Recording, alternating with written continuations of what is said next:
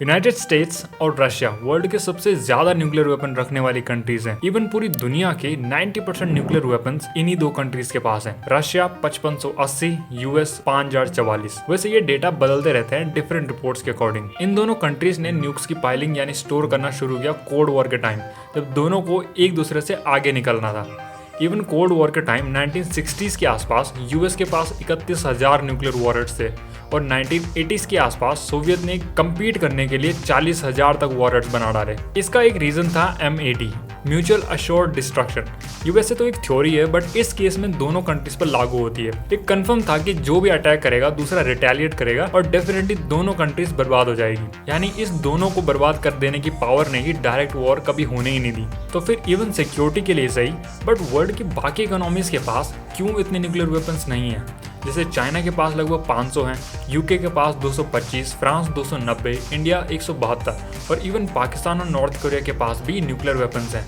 But किसी के पास भी 500 के ऊपर नहीं है। इसके पीछे कई रीजंस हैं। पहला NPT यानी नॉन प्रोलिफरेशन ट्रीटीज, जो लगभग 191 देशों ने 1968 में साइन की थी, जिसमें 5 countries US, Russia, China, France और यूके को न्यूक्लियर स्टेट्स माना गया था और बाकी को डेवलप ना करने को कहा गया था। बट इवन इस ट्रीटी को खुद यूएस और रशिया ने कभी फॉलो नहीं किया, क्योंकि वो स्टिल एक दूसरे से कम्पीट करने के चक्कर में कई वॉरहेड्स बनाते रहे। बट स्टिल आज भी यूएस, रशिया, चाइना और सारे न्यूक्लियर स्टेट्स प्रेशर क्रिएट करते हैं अगर कोई भी कंट्री न्यूक्स डेवलप करने की कोशिश करती है या और ज्यादा बनाने की कोशिश करती है, और पॉसिबल सैंक्शंस भी इम्पोज कर देते हैं जो किसी भी कंट्री के लिए सही नहीं होगा, उनकी इकोनॉमी खतरे में आ जाएगी, जैसे रिसेंटली ईरान और नॉर्थ कोरिया के साथ हुआ।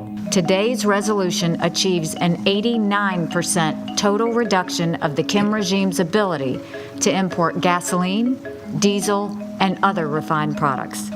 And should the North Korean regime conduct another nuclear or ballistic missile test, this resolution commits the Security Council to take even further action. दूसरा रीजन है पर्सनल रीजन। सारी countries को पता है कि वॉर्स में इतने न्यूक्लियर वेपन्स यूज नहीं होने वाले। वैसे बाकी कंट्रीज खुद ही ऐसी सिचुएशन नहीं आने देती जिसमें किन्हीं भी कंट्रीज को वॉर में न्यूक्लियर वेपन्स यूज करना पड़े। इवन वर्ल्ड वॉर 2 में भी जापान जैसे पावर को हराने के लिए 2 ही न्यूक्स यूज हुए थे और यूएस ने पूरे जापान को सरेंडर करवा दिया था। तो हजारों में न्यूक्स रखने का कोई लॉजिक नहीं बनता।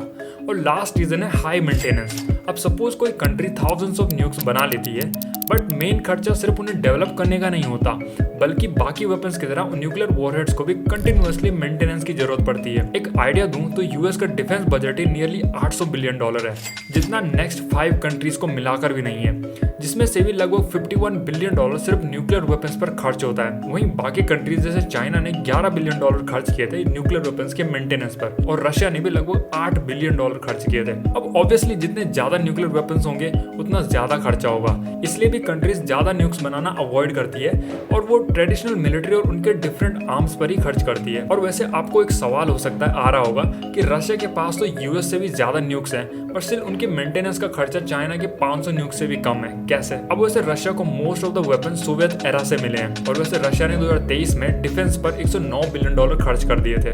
कई रिपोर्ट्स को ऐसा मानना है कि इवन रशिया के पास यूएस जितने न्यूक्स हैं, बट मेंटेनेंस लो है, यानी रशिया सारे न्यूक्स को मेंटेन नहीं करता, सिर्फ जितना जरूरी है उतने ही वेपन्स को अपग्रेड और मेंटेन करता है। और most of the nuclear weapons काम के भी नहीं है या काफी पुराने हो चुके हैं, इसलिए उन्हें मेंटेनेंस काफी चीप पड़ती है। पूरे वर्ल्ड का लगभग 20% यूरेनियम जिससे न्यूक्लियर बनता है वो कजाकिस्तान में पाया जाता है। बट स्टिल सिक्योरिटी और इकोनॉमी के लिए कजाकिस्तान ने 1994 में रशिया को सारे 1400 न्यूक्लियर वॉरहेड्स रिटर्न कर दिए थे।